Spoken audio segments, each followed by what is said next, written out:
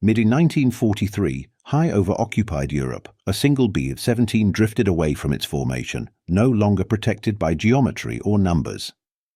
The bomber lagged behind the stream like a wounded animal, its speed uneven, its altitude slowly bleeding away. From a distance, it already looked finished. That assumption shaped everything that followed. Smoke poured from multiple engine nacelles, thick and uneven, marking the aircraft's path across the sky. The damage was not cosmetic. Power was compromised, control strained, and the bomber's silhouette no longer held the clean symmetry planners admired in training manuals. It was visible, isolated, and exposed, conditions that rarely ended well. German interceptors turned toward it without urgency. This was not a scramble. It was a calculated approach, guided by experience. Lone bombers were routine work. They were intercepted, dismantled, and forgotten with mechanical efficiency. The pilots closing in had seen this pattern many times before, and nothing about this aircraft suggested it would be different. Then the defensive guns opened fire sooner than expected, and with coordination that felt out of place. The tracers were disciplined, not panicked. They came from multiple positions at once, converging on attack paths that German pilots assumed were still forming. The sky around the bomber suddenly felt narrower. The first attacking fighters broke off abruptly. Not destroyed, just forced away. Their approach angles had collapsed faster than anticipated. Seconds later, another pass was attempted, then abandoned just as quickly. The rhythm was wrong. Attacks that should have flowed cleanly were being interrupted mid-execution. Radio chatter reflected the shift before any formal assessment could. Questions replaced confirmations. Pilots reported heavier fire than expected, tighter timing, fewer safe approach vectors. None of it aligned with doctrine. None of it matched what isolated bombers were supposed to do. From the outside, the B-17 still looked crippled. Smoke continued to trail. Speed remained inconsistent. Nothing about its condition suggested resilience. And yet, the reactions it provoked told a different story. The aircraft was not behaving like a target already defeated. The bomber pressed on, holding course with stubborn regularity. Its guns did not spray. They waited. They answered approach with response, not desperation. To the pilot circling it, the sensation was subtle but unmistakable. The engagement was already slipping out of its expected shape. This was supposed to be a brief encounter, another entry in a long list of routine kills. Instead, it was becoming something else entirely. Not yet a battle. Not yet a crisis. But a deviation significant enough to register. Something about this bomber was already wrong. And the Germans were only just beginning to realize it. The first attacks did not arrive all at once. German fighters came in measured waves, each pass calculated to test, then finish. This was standard practice: bleed the target, fragment its defenses, then close decisively. Cannon fire tore into aluminum skin, ripping panels loose and punching through sections never meant to absorb sustained impact. From the outside, the B-17 appeared to be coming apart on schedule. Inside the engagement, something refused to align. The bomber kept flying. Not drifting, not tumbling, flying. Its course remained steady, its attitude controlled, its speed uneven but sufficient. More unexpectedly, it returned fire with precision. Bursts were short and deliberate, timed to intersect approach paths rather than chase silhouettes. The gunfire felt intentional, not reactive. On one pass, a German fighter failed to pull out. The attack angle collapsed too quickly, the firing window narrower than anticipated. The aircraft disappeared below the bomber's line of flight, trailing debris. There was no time to process it. Another fighter followed moments later, pressing harder, assuming the previous loss was anomaly rather than warning. Then that aircraft also failed to disengage. The pattern shifted quietly. Numbers that should have overwhelmed instead began to shrink. Each attack removed pressure, not added it. The sky around the bomber, expected to grow more crowded, began thinning in uneven increments. No single loss explained it. Together, they forced recalculation. German pilots adjusted, tightening coordination, altering approach vectors. The response should have restored advantage. Instead, it exposed another problem. The bomber's defenses adapted with them. Fire appeared where angles should have been safe. Passes that once felt automatic now demanded precision under fire. This was no longer routine interception. It required attention. Radio calls reflected the escalation before it was formally acknowledged. Reports became specific, angles, timing, resistance levels inconsistent with damage assessment. The bomber should have been losing effectiveness. Instead, it seemed to concentrate it. Another attack. Another breakaway. Another aircraft removed from the equation. The arithmetic of air combat is unforgiving. Every pass costs fuel, time, and focus. Every loss compounds strain. 17 fighters did not arrive together. They committed gradually, each assuming the situation would resolve before their presence mattered. Instead, commitment deepened the problem. What had begun as an isolated target now demanded sustained engagement. The bombers' continued flight forced the Germans to keep pressing, to keep solving a problem that refused to stabilize. Each wave narrowed options rather than expanding them. By the time the count reached double digits, the realization surfaced, not as alarm, but as disbelief. The B-17 was not surviving by chance. It was imposing cost.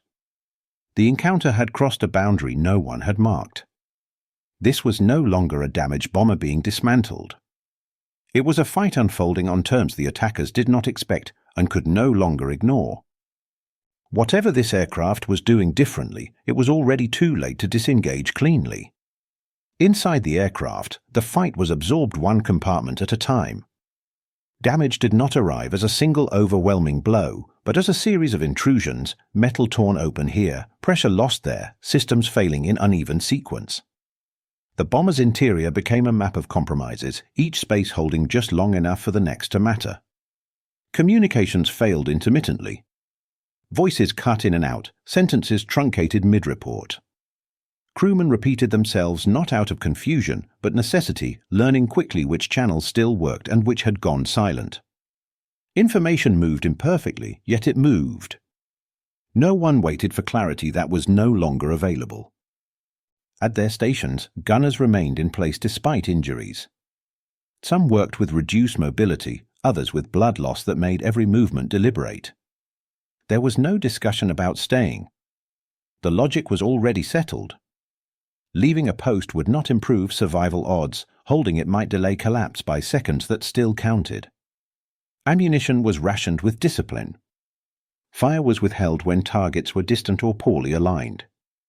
Bursts were short, purposeful, timed to moments when approach angles narrowed and certainty replaced volume. This restraint was not instinctive. It was learned behavior, reinforced through drills that had assumed formation support and intact systems, conditions that no longer existed. Training replaced panic not because fear was absent, but because there was no room for it to expand. Procedures filled the space where panic might have taken hold. Hands moved as they had been taught. Eyes returned to sights. Checklists, incomplete and adapted, still provided structure. Action narrowed attention to what could be controlled. Each man understood the odds. They were not optimistic. They did not mistake resistance for advantage. The probability of survival remained low, and everyone aboard knew it. That knowledge did not paralyze them. It clarified the task. If the outcome was unlikely, then effort became the only remaining variable. Expectation shifted quietly. What began as acceptance of loss hardened into something else, not hope, but refusal. Refusal to yield before being forced. Refusal to allow the aircraft to become inert simply because doctrine said it should. The bomber was still airborne. The guns could still fire. That was enough. The aircraft became a shrinking world, bounded by damage and noise, defined by vibration and smoke. Outside events were felt indirectly, through impacts, evasive movement, the changing pitch of engines under strain. Inside, time lost its usual rhythm. Moments were measured by tasks completed and targets engaged, not by minutes. This internal discipline did not guarantee survival. It did not promise victory. What it did was preserve function under conditions designed to erase it. The bomber's resistance was not accidental. It was the sum of individual decisions to continue performing roles that no longer offered reassurance. From the outside, the Germans saw an aircraft that should have been failing. From within, the crew knew better. Failure was possible. Collapse was approaching. But until it arrived, expectation would not be allowed to dictate behavior. What the attackers were encountering was not just a durable machine, but a crew that had decided, collectively and without announcement, that this fight would not end easily. German doctrine had prepared them for moments like this, and in doing so, had quietly stripped the encounter of uncertainty. Isolated bombers were not anomalies in the air war, they were priorities. Once separated from formation, a heavy aircraft ceased to be a system and became a target. Luftwaffe training emphasized speed of resolution, identify, engage, destroy, move on. The longer a lone bomber remained airborne, the more it challenged assumptions the doctrine had worked to eliminate. Cannon-armed fighters were built for this exact task. High-caliber shells were intended to fracture aluminum frames, ignite fuel, and break crews apart before prolonged resistance could form.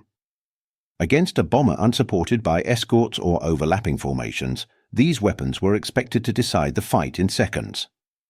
The theory was simple and repeatedly validated: apply sufficient force at close range, and structure would fail. Numerical superiority reinforced that confidence. Lone aircraft invited concentration of effort. Multiple attackers meant overlapping attack vectors, reduced exposure time, and rapid exhaustion of defensive fire. In such conditions, the bombers' guns were treated as obstacles, not threats. They were something to be managed briefly, not endured. Bomber survivability, in this framework, was considered overstated. Allied claims of resilience were viewed as propaganda, stories inflated by morale needs rather than technical reality. Yes, bombers could absorb punishment in formation. Yes, redundancy mattered when damage was spread across many aircraft. Alone, however, the margin for error narrowed dramatically. German pilots had seen enough lone bombers disintegrate to believe the myth had limits. Previous engagement supported this belief. Records showed patterns that repeated reliably, separation followed by rapid loss, resistance collapsing once control or altitude was compromised. These encounters required competence, not creativity. The B-17, in this context, was a known quantity, dangerous when protected, vulnerable when exposed.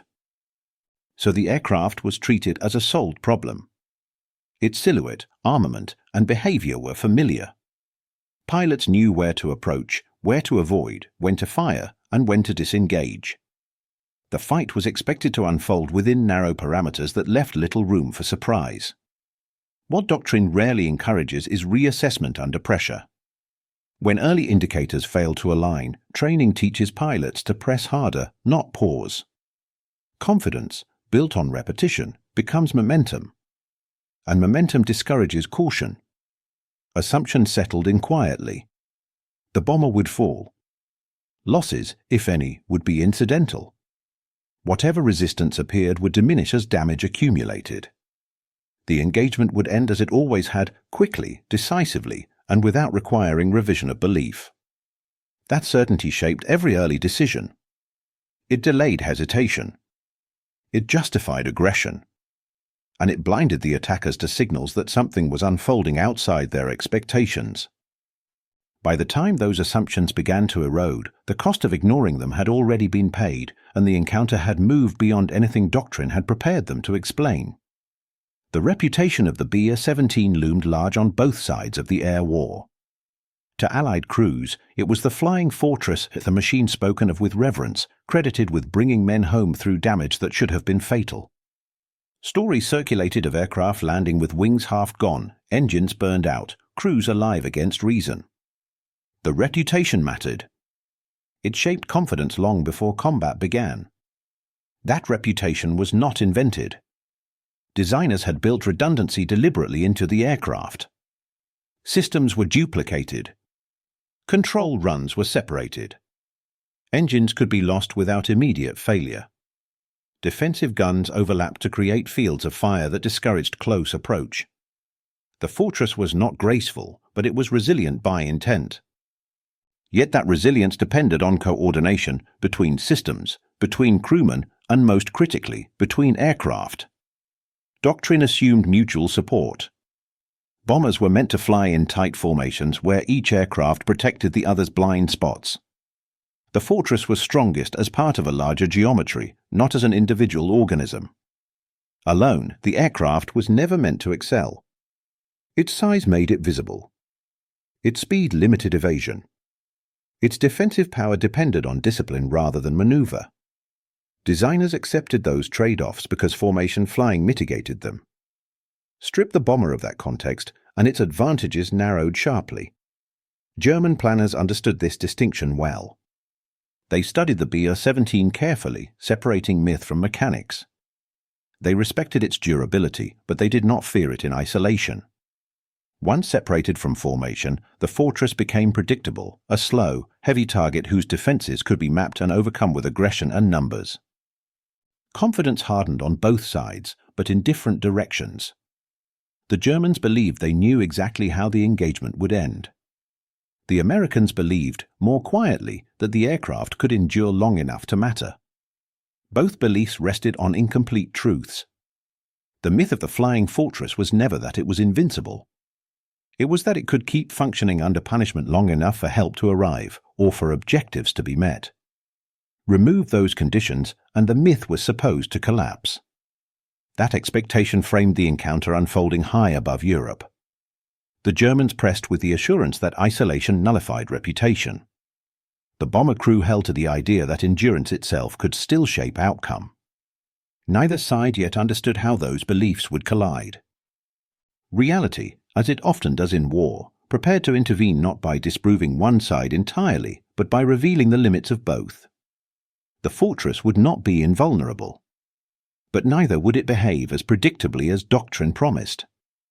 The aircraft ahead was still damaged. It was still alone. Nothing about its situation had improved. And yet, the assumptions surrounding it were about to be tested not in theory, but in accumulation, pass by pass, decision by decision. The myth was about to be stripped down to its core. What remained would surprise everyone watching. With assumptions intact and patience thinning, the Germans committed fully. Interceptors pressed closer with each successive pass, narrowing the distance between calculation and collision. Attack angles steepened. What had begun as measured engagement shifted toward insistence. The goal was no longer simply to destroy the bomber, but to end a problem that refused to resolve itself. The geometry of the fight tightened. Fighters came in from below and head-on, then from oblique angles that reduced exposure time but increased risk. Cannon fire was delivered at closer range, bursts longer, margins thinner. The air around the bomber grew dense with converging intent. This was no longer a test. It was a demand for outcome. Through it all, the B-17's fire remained disciplined. Guns did not chase attackers. They waited. Bursts arrived at moments of maximum commitment when fighters had already sacrificed escape paths for firing windows. The rhythm was deliberate, almost restrained, as if the bomber were conserving something more valuable than ammunition. German pilots underestimated endurance, not only of the aircraft, but of the system inside it. They assumed damage would accumulate faster than resistance. They assumed fatigue would erode coordination. Instead, each pass seemed to encounter the same controlled response, the same refusal to unravel. The bomber did not grow quieter. It did not grow erratic. It remained present. Losses began to accumulate faster than expected.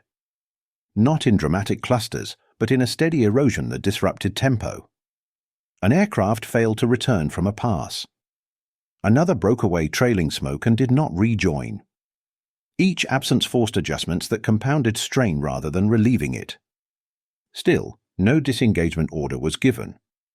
There was no clear moment when retreat seemed justified. Doctrine encouraged persistence. The bomber was damaged. Victory felt close. To break off now would suggest misjudgment earlier, an implication few were willing to accept mid-fight. Momentum locked both sides in. The Germans pressed because they believed resolution was inevitable. The bomber resisted because resistance was the only remaining option.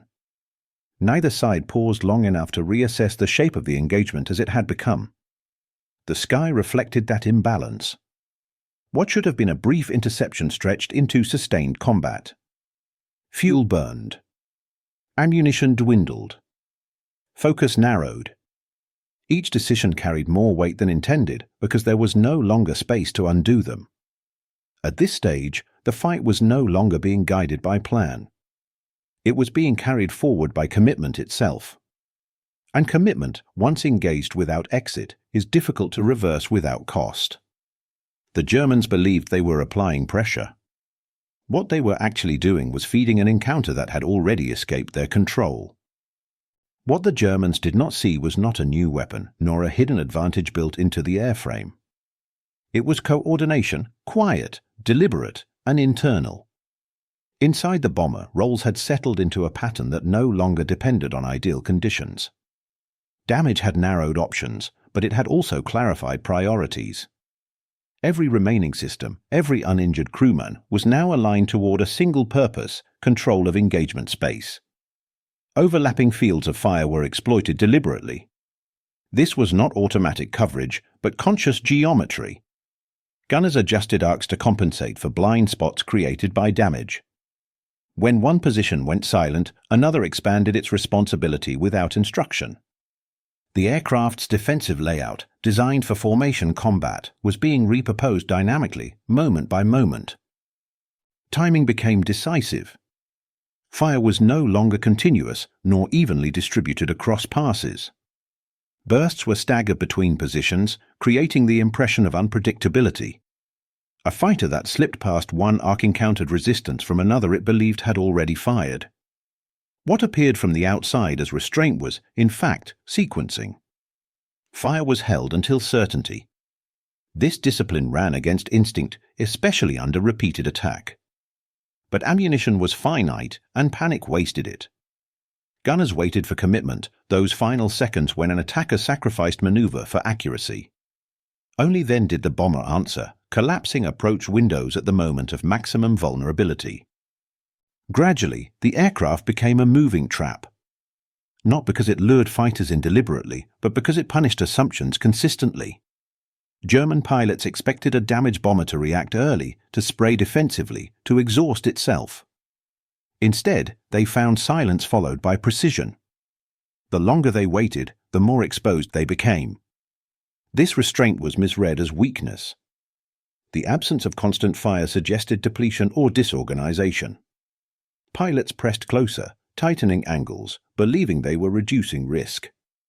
In reality, they were entering lethal envelopes designed not by blueprint, but by adaptation. The tactical imbalance deepened quietly. Each successful defense reinforced internal confidence while eroding external certainty. The bomber did not need to outfight its attackers. It needed only to remain coherent long enough for German assumptions to collapse under their own weight. Coordination, once established, became self-sustaining. Even as systems failed, even as injuries mounted, the internal logic held. The crew no longer reacted to attack, they anticipated it. Not through foresight, but through pattern recognition earned under pressure. From the outside, the aircraft still looked crippled. Smoke trailed.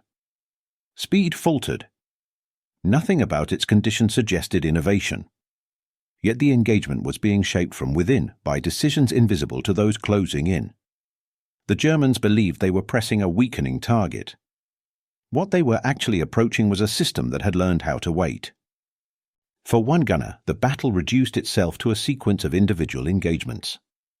The wider war of formations, doctrine, strategy fell away. What remained was the sight picture in front of him, the movement of an approaching fighter, the brief window where action still mattered. Time no longer flowed evenly. It arrived in fragments, measured in seconds between passes. Pain was present, but it was managed rather than confronted. Oxygen deprivation dulled sensation at the edges, narrowing perception without extinguishing it. Breath became shallow and deliberate. Movement slowed but did not stop. The body adapted enough to continue, and continuing became the priority. There was no space to evaluate injury beyond whether a limb still functioned. Targets were tracked through smoke and damage. Panels flapped in the slipstream. Visibility came and went as exhaust and debris crossed the line of sight. The gunner learned to anticipate where an aircraft would emerge rather than where it was. He adjusted for vibration, for lag, for the bomber's uneven motion as systems failed around him. Training overrode the instinct to flinch. Incoming fire no longer triggered reaction, it registered as data. Angle, speed, closure rate. The mind returned repeatedly to fundamentals drilled long before combat: lead the target, wait for commitment, fire only when alignment was certain. These habits did not require reflection. They surfaced automatically, insulating action from fear. German fighters entered lethal envelopes again and again. They did so not because they were careless, but because they believed those envelopes had collapsed. A damaged bomber was expected to exhaust itself, to fire early, to lose coherence. Instead, they encountered silence followed by sudden, concentrated response.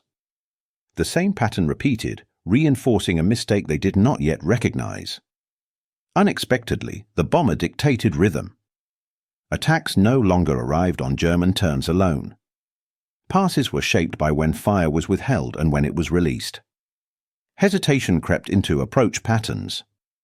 Pilots adjusted timing, then readjusted, trying to regain control of an engagement that refused to simplify. Within that narrowing space, chaos became structured. Not orderly, not calm, but directed. Each engagement informed the next. The gunner did not think in abstractions like advantage or attrition. He thought in immediate cause and effect: fire here, not there, now, not yet. Small decisions accumulated into consequence. Control emerged not through dominance, but through persistence. The bomber was still damaged. The odds remained against it. Yet within the collapse of expectations, a new balance formed, one defined not by superiority, but by refusal to yield initiative entirely. From outside, the fight looked increasingly confused. From within, it had become brutally clear. There was no winning, only continuation. And in that continuation, something shifted. The bomber was no longer reacting to attack. It was shaping it. Attrition did not announce itself with a single moment of collapse. It emerged gradually, through absence. German formations began to lose coherence as individual aircraft failed to rejoin after passes. Gaps appeared where there should have been overlap. Timing slipped. What had once been synchronized pressure became a series of disconnected efforts, each pilot operating with diminishing reference to the others. Radio calls reflected the change before it was visible. Reports grew sharper, more urgent. Pilots described heavier resistance than expected, tighter firing windows, unexpected losses. Questions replaced assumptions. Requests for confirmation went unanswered as aircraft failed to respond. The tone shifted from confidence to concern, not panic, but something close to disbelief. Through it all, the B-17 remained airborne against probability. It did not accelerate. It did not escape. It simply refused to fall. Smoke still trailed from damaged engines. Its flight path remained uneven, vulnerable in appearance, unchanged in direction. Every expectation said it should have been finished. Every minute it remained aloft contradicted that logic. Losses reached double digits quietly. There was no single moment when the count was acknowledged, no formal tally made in the air. Fighters simply stopped appearing. A pass that should have followed did not. Another aircraft broke away and never returned. The cumulative effect was undeniable, even if no one wanted to name it mid-engagement. Attacks began to slow without explanation. Intervals between passes lengthened. Approaches were aborted more frequently. Pilots circled longer, reassessing angles that no longer felt safe. The pressure that had once driven the engagement forward began to dissipate, not because of an order, but because of uncertainty. Initiative shifted without announcement. No signal marked the change. It happened in a space between decisions, as attackers waited longer than they should have, as the bomber continued holding course without deviation. The B-17 was no longer responding to pressure. Pressure was responding to it. This shift altered the character of the fight irreversibly. The Germans were no longer dictating tempo. They were reacting to it. Every new pass carried greater risk, less confidence, fewer options for recovery. What had begun as a hunt had become a test of nerve that offered diminishing returns. The bomber's survival no longer felt temporary. It had persisted long enough to change expectations, long enough to impose cost beyond what doctrine had prepared for. The engagement was still dangerous. The aircraft was still damaged. But the balance had moved. At this stage, the outcome was no longer in question. Not because the bomber was winning, but because the attackers had lost the ability to end the fight on their terms. Attrition had done its work quietly, steadily, without spectacle. The air around the B-17 grew emptier. And in that thinning sky, the fight crossed a line it could not uncross. The Germans had not arrived all at once. 17 fighters committed over time, drawn in by an engagement that should have resolved itself quickly. Each pilot entered believing the outcome had already been decided by numbers and damage. Instead, every new arrival inherited a problem already complicated by the losses of those before him. Each pass reduced German strength. Not always dramatically, not always visibly, but consistently. An aircraft failed to rejoin. Another withdrew damaged. Another disappeared entirely from the engagement. The arithmetic shifted incrementally, quietly eroding the margin that numbers were supposed to guarantee. Survivors began to hesitate longer between attacks. Circling widened. Timing slipped. The space between commitment and withdrawal stretched as pilots reassessed angles that no longer felt safe. What had once been automatic now required judgment, and judgment invited doubt. Through it all, the bomber held course relentlessly. It did not weave. It did not die for escape. Its damaged engines carried it forward at an uneven pace, but its direction remained fixed. That steadiness, under such conditions, exerted pressure of its own. The aircraft refused to acknowledge the logic of its destruction. German confidence fractured in stages. Not everyone recognized it at the same time. Some pilots pressed harder, attempting to force resolution. Others pulled back instinctively, sensing that the engagement no longer followed familiar rules. The lack of uniform response accelerated disintegration of coordination. The sky itself began to feel different. Angles that once favored attack now favored exposure. Closing distances shortened escape windows. The bomber's restraint, its refusal to fire early, made every approach feel narrower, riskier. The air no longer rewarded aggression automatically. Certainty collapsed not with panic, but with recognition. Recognition that numbers alone were no longer working. Recognition that losses were no longer incidental. Recognition that the bomber's continued presence had altered the engagement beyond recovery. At this point, doctrine offered nothing useful. 17 fighters should have been overwhelming. They should have forced collapse through saturation. Instead, they had been committed sequentially into a fight that punished assumption and rewarded patience. The turning point did not announce itself with a final burst or decisive maneuver. It arrived as silence between passes, as empty space where aircraft should have been. It arrived when no one needed to say it aloud. The bomber was still there, and the Germans could no longer make it leave. The interception did not end with an order. It dissolved.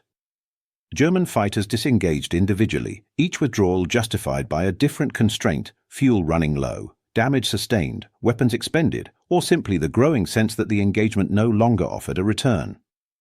No signal unified the retreat. The sky entered by decision, not command. Fuel gauges dictated reality more than doctrine. Fighters that had pressed aggressively now faced the arithmetic of range and endurance. Damage that might have been ignored earlier now carried weight. Control inputs felt different. Engine vibrations grew harder to dismiss. One by one, aircraft broke away, climbing or turning home with outcomes unresolved. the B-17 slipped beyond the kill zone without fanfare. There was no clear boundary marking safety, only the gradual absence of pressure. The threat that had been constant for so long thinned until it was gone. What remained was damaged machinery moving forward on momentum and intent alone. Inside German radios, urgency gave way to silence. Calls for coordination went unanswered. Reports of resistance, once dismissed as misjudgment, now stood without reply. The engagement had ended, but no one could say exactly how or why. Those who survived the fight struggled to explain the outcome. Pilots replayed passes in their minds, searching for error. They had attacked correctly. They had committed in numbers. The bomber should not have survived. And yet it had. The explanations available felt inadequate, even to those making them. The bomber remained intact, not undamaged, not whole, but coherent. It still flew. It still held course. Systems were degraded, not destroyed. Crew stations remained manned. The aircraft existed in defiance of probability rather than in harmony with it. Survival became an undeniable fact rather than a hopeful assumption. The engagement was over, and the bomber was still airborne. That reality forced acknowledgement, however reluctant. Something had gone wrong with the expected sequence of events. There was no celebration. There was no victory declared. The bomber had not defeated its attackers in a conventional sense. It had simply endured long enough to escape their reach. That endurance was difficult to classify and therefore difficult to dismiss. As the distance widened and the sky returned to something like normalcy, the implications settled in. A lone bomber had absorbed sustained attack from 17 fighters and remained intact. That outcome would demand explanation later. For now, there was only motion forward and the quiet realization that survival had been earned, not granted. The interception was over. What it meant had only begun. The B-17 returned to Earth without ceremony. Whether it landed under control or collapsed onto a runway mattered less than the fact that it arrived at all. Ground crews ran toward it expecting fire, expecting loss, expecting the familiar arithmetic of bomber missions. Instead, they found survivors climbing out of an aircraft that by every visible measure should not have been intact. Medical crews moved through the wreckage with disbelief thinly disguised as routine. Shrapnel scars traced the fuselage-like maps of missed conclusions. Control cables were frayed. Armor plates were cracked or partially torn free. Systems the doctrine insisted were essential had failed, yet the aircraft had continued flying. The damage did not tell a story of resilience. It told a story of refusal. Initial reports were cautious, then contradictory. Crew accounts emphasized sustained attack, repeated passes, and losses observed in the air. Intelligence officers cross-checked timelines and found no easy way to reconcile what was claimed with what was considered possible. The engagement exceeded assumptions without clearly violating known mechanics. That made it uncomfortable. On the German side, tallies raised quieter questions. Fighters were missing. Pilots failed to return. Losses that should have been scattered across multiple engagements appeared concentrated around a single bomber. Commanders searched for procedural errors, then for individual failures. None aligned cleanly. The numbers resisted narrative. Doctrine offered no satisfying explanation. The isolated bomber was meant to be vulnerable. Numerical superiority was meant to decide outcomes quickly. Cannon fire was meant to fragment aluminum and morale alike. All of those principles had been applied. None had resolved the encounter. The event defied classification. It was not a victory in conventional terms, nor a defeat easily admitted. It could not be replicated on command. It could not be neatly dismissed as luck. The engagement existed between categories, too anomalous for doctrine, too concrete to ignore. As paperwork accumulated, language softened. Words like unusual, unexpected, and exceptional appeared where certainty had once lived. Analysts noted coordination, timing, and restraint without fully understanding how they had compounded. The bomber was no longer just a machine. It had become a problem. Among the crews involved, the story spread quietly. Not as myth, not yet, but as something recalled with lowered voices. A fight that should have ended differently. A bomber that absorbed attention far beyond its expected share. Fighters that did not come back. No official lesson emerged immediately. War had little patience for anomalies that could not be systematized. The conflict moved on, consuming attention with new losses and new certainties. But the encounter remained, unsettled and unresolved, waiting for distance to give it shape. In time, it would be remembered less for what was destroyed than for what endured. Not as a singular miracle, but as evidence that assumptions, when stressed long enough, can fail. The legend did not announce itself. It began the way most truths do in war, quietly, among those who were there and those who knew something had gone wrong with what they believed. Analysts returned to the encounter long after the immediate urgency had passed. Not to relive it, but to measure it. Timelines were reconstructed from fragmented radio logs, gun camera footage, and crew testimony collected under different flags. Each source told part of the story. None told it comfortably. When aligned, they revealed a pattern that resisted simplification. The losses stood out first. Fighter attrition far exceeded expectations for an engagement with a single bomber. Not all aircraft were confirmed destroyed, but too many failed to return to B. Dismissed as coincidence. The concentration of loss around one target violated the statistical rhythm of air war accounting. This was not how numbers were supposed to behave. Attention shifted to sequence. Attacks had not come all at once, but in disciplined intervals. Each pass appeared informed by what came before. German pilots had expected fatigue, ammunition depletion, or panic to degrade resistance. Instead, they encountered consistency. The bomber did not weaken in the way doctrine predicted. It adapted.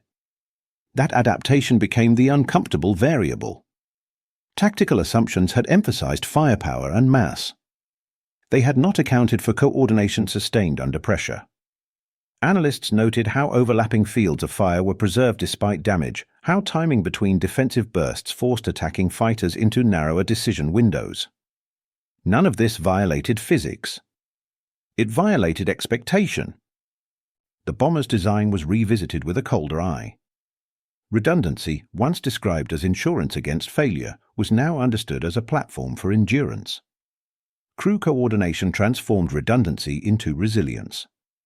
Systems alone did not keep the aircraft flying. People did by compensating for what failed faster than doctrine anticipated. This reframing unsettled planners on both sides. The B-17 had been treated either as an invulnerable symbol or a vulnerable target, depending on perspective. Neither description survived scrutiny. The aircraft was not indestructible. It was cooperative. Its strength emerged only when individuals acted in concert, without excess, without waste. Doctrine absorbed the lesson reluctantly. Official language softened its conclusions, favoring incremental adjustments over acknowledgement of error. Training materials emphasized coordination more explicitly. Attack patterns were revised. But no directive could fully codify what had occurred, because what mattered most had been situational judgment under stress. The engagement demonstrated something difficult to systematize: war sensitivity to detail. Small decisions, when to fire, when to hold, how to time a response, had compounded into strategic effect. The difference between collapse and continuation had been measured in seconds, not ideology. For analysts, this posed a quiet problem. If outcomes could pivot on human coordination rather than material advantage alone, then certainty became conditional. Superiority required maintenance, not assumption. Confidence without adaptation became a liability. The missing fighters remained as negative space in the record. Their absence shaped conclusions more powerfully than their presence ever could have. They forced planners to confront the limits of prediction and the cost of underestimating an opponent not in numbers, but in attention. In the end, the encounter was filed away as an anomaly with implications. Not a miracle. Not a myth. A reminder that air war, like all war, is not governed solely by machines or mass. It is governed by how precisely people respond when doctrine stops providing answers. And somewhere within that realization, another certainty began to erode, quietly but permanently. The question lingered long after the aircraft had landed and the reports had been filed. Not why the bomber survived, but how. The answer did not reside in a single gun, a single maneuver, or a single moment of luck. It emerged from something less dramatic and more difficult to replicate: discipline sustained under fire. Discipline, in this context, was not rigidity. It was restraint. Each crewman acted within limits he understood precisely: when to fire, when to wait, when to trust the man beside him to cover what he could not. In the air, panic is contagious. So is control. The fortress held not because it was impervious, but because its crew refused to let urgency degrade precision. Technology mattered, but only as a multiplier. Armor slowed damage, redundancy delayed failure. None of it functioned independently. Systems bought time, nothing more. Time was then converted into survival by judgment. Without disciplined coordination, the same aircraft would have folded as doctrine predicted. The machine did not save the men. The men made the machine matter. Courage, in this engagement, did not resemble defiance or fury. It was quieter. It was the refusal to rush. The willingness to endure repetition. Sustained focus, minute after minute, as attackers returned again and again. Courage here was not charging forward. It was staying exactly where one was supposed to be, doing the same task correctly despite mounting exhaustion and damage. German pilots, trained and experienced, entered the fight with confidence that bordered on certainty. Doctrine told them this target would fail quickly. When it did not, they adapted, but late. Aggression remained high, but assumptions remained intact longer than they should have. Arrogance did not manifest as recklessness. It appeared as delayed re-evaluation. The bomber crew adapted faster, not because they were superior, but because they had fewer options. Constraint forced clarity. Every decision had immediate consequence. Small efficiencies accumulated. Fields of fire overlapped cleanly. Ammunition was conserved. Attacks were met not with volume, but with timing. What appeared passive from the outside was in fact intensely deliberate. Victory, in this context, was not dominance. It was endurance. The bomber did not control the sky. It remained in it. That distinction mattered. Each minute airborne contradicted expectation. Each surviving pass forced attackers to spend fuel, attention, and confidence. The balance shifted not through escalation, but through persistence. Small advantages compounded quietly.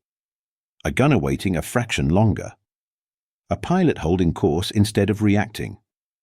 A crewman compensating for a failed system without drawing attention to it. None of these actions were decisive alone. Together, they altered the engagement's trajectory. What doctrine struggled to account for was humanity inside machinery. Training created habits, but people chose whether to apply them under stress. The fortress worked because it became a coordinated organism rather than a collection of systems. The aircraft did not resist destruction by strength alone. It resisted through coherence. In later analysis, it was tempting to assign credit to design or to error on the opposing side. Both explanations were insufficient. The engagement revealed a narrower truth: survival favored those who maintained clarity when the environment demanded haste. The Germans saw an aircraft. They measured it by tonnage, speed, and firepower. What they missed was the discipline inside it, the quiet accumulation of correct decisions made under pressure. And by the time that realization set in, the balance had already shifted. With distance comes distortion. The engagement, when viewed years later, risks being reduced to numbers on a page: aircraft lost, ammunition expended, a bomber that somehow returned. What nearly vanished was the fragility of the moment itself. Had a single decision shifted, had coordination broken for even seconds, the encounter would have ended anonymously, folded into statistics indistinguishable from hundreds of others. History tends to remember machines. Aircraft types are catalogued, performance compared, damage diagrams reconstructed with clinical care. The bomber's silhouette survives in photographs. The fighters are counted and recounted.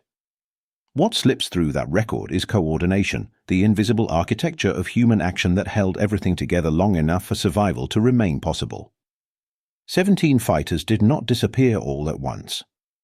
They were not defeated in a single dramatic sequence. They were reduced gradually, quietly, through a series of failed assumptions. Each loss represented a moment when expectation collided with reality and lost. The absence that followed mattered more than the destruction itself. By the end, what confronted German pilots was not resistance alone, but uncertainty. The bomber's lesson was never meant to be dramatic. It did not announce itself as a turning point in doctrine or technology. It traveled forward in subtler ways, through after-action reports that resisted explanation, through hesitations introduced where confidence once lived, through planners forced to admit that isolated aircraft could no longer be dismissed automatically. What carried forward was not a blueprint, but a warning. That war does not unfold strictly according to models. That coordination can outweigh raw advantage. That attention, sustained, disciplined, human, can reshape outcomes even when material odds argue otherwise. Firepower mattered, but it was not decisive on its own. Speed mattered, but it did not guarantee control. Numbers mattered until they didn't. What endured was attention, gunners waiting instead of reacting, pilots holding course instead of flinching, crews maintaining rhythm while chaos pressed in from all sides. From the German perspective, the error was not underestimating a weapon. It was underestimating people. The bomber was treated as a problem already solved, a machine that would behave predictably once pressure was applied. That belief held until it didn't. When it failed completely.